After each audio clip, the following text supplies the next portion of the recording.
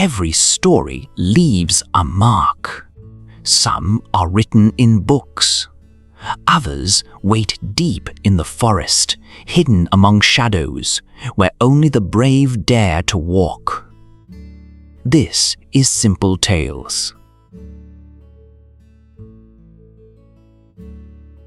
Long ago, in the forests of Russia, there lived a girl named Vasilisa. She had not always known hardship. When she was very young, her mother loved her dearly. But before she died, she called Vasilisa to her bedside and placed a small wooden doll into her hands. "Keep this with you always," her mother said. "If you are ever afraid or in need, give it a little food and ask for its help."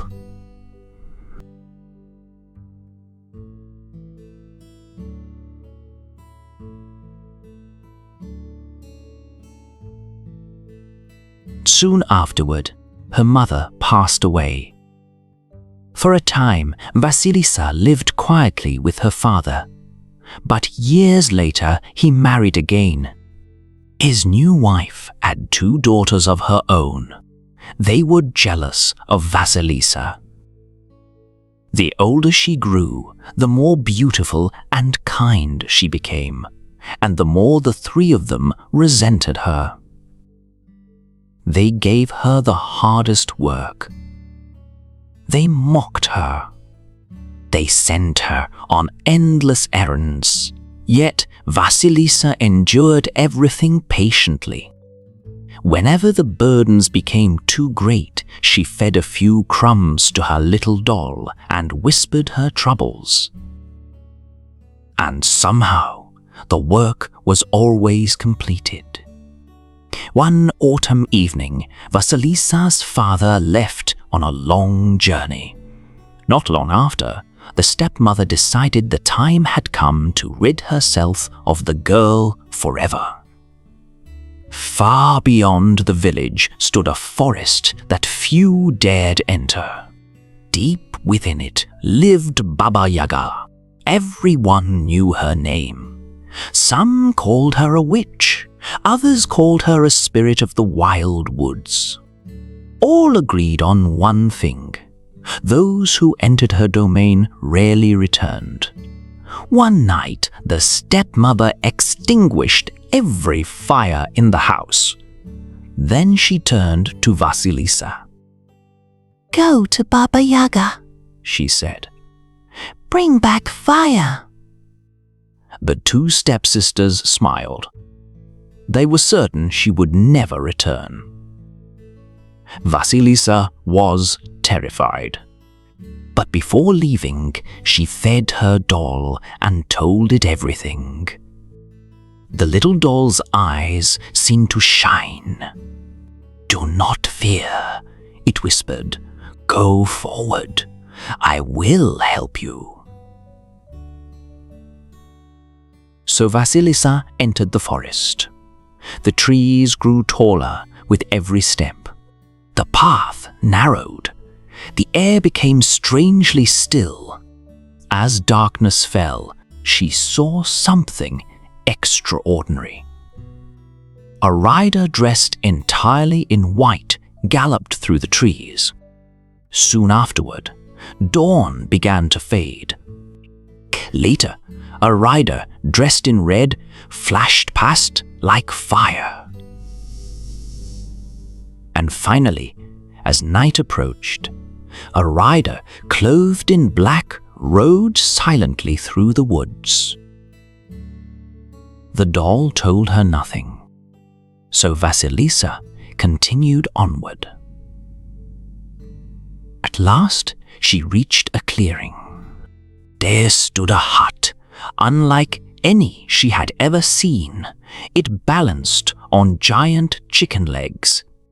Around it stretched a fence made from human bones. Upon each post rested a skull whose empty eyes glowed with pale fire.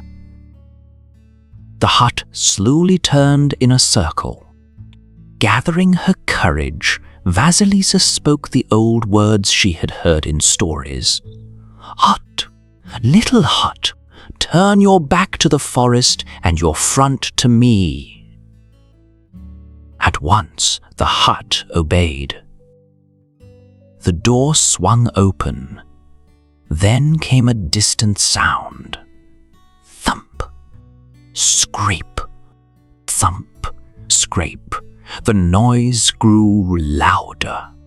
Out of the darkness appeared Baba Yaga. She flew through the air in a giant mortar, steering with a pestle and sweeping away her tracks with a broom made of silver birch. Her nose was long. Her eyes were sharp, and nothing escaped her notice. "What do you want?" she demanded. Vasilisa explained her errand. Baba Yaga laughed. "You may have fire," she said, "but first you must work." The tasks seemed impossible. Vasilisa had to clean the hut, prepare food, separate grain from dirt, sort poppy seeds from heaps of dust. "If you fail," Baba Yaga warned, "I will eat you." Then the witch departed. As soon as she was gone, Vasilisa fed her doll and begged for help. "Sleep," said the doll. "Morning is wiser than evening." When dawn arrived, every task had been completed. The hut was spotless, the grain sorted, the seeds separated. Nothing remained undone. Baba Yaga returned and frowned. No one had ever finished the work so perfectly.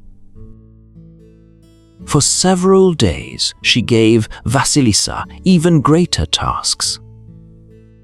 Each time, the doll quietly helped her. At last, Baba Yaga could contain her curiosity no longer. "How have you succeeded?" she asked.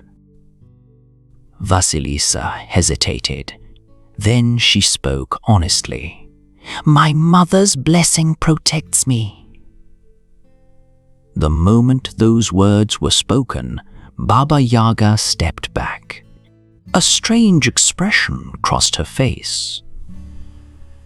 "A blessing," she muttered. "I want no part of blessings." Without another word, the witch seized one of the glowing skulls from her fence. She placed it in Vasilisa's hands.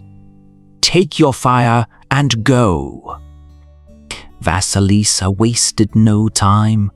She hurried from the clearing and followed the forest path home. When she reached the house, her stepmother and stepsisters rushed forward. At first, they rejoiced at seeing the fire. But the skull's eyes blazed brighter and brighter. The light fell upon the cruelty that had filled the house for years. And in a single terrible moment, the fire consumed those who had wished Vasilisa harm. When dawn came, only Vasilisa remained. The years of fear and hardship were over. The little doll had guided her through the darkest forest.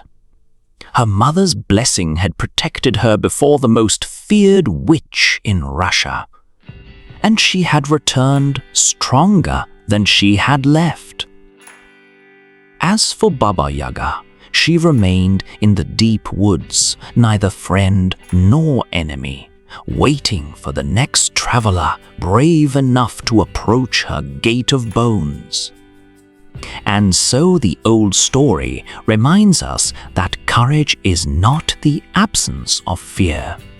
It is the decision to keep walking even when the forest grows dark. Thank you for listening to Vasilisa the Beautiful.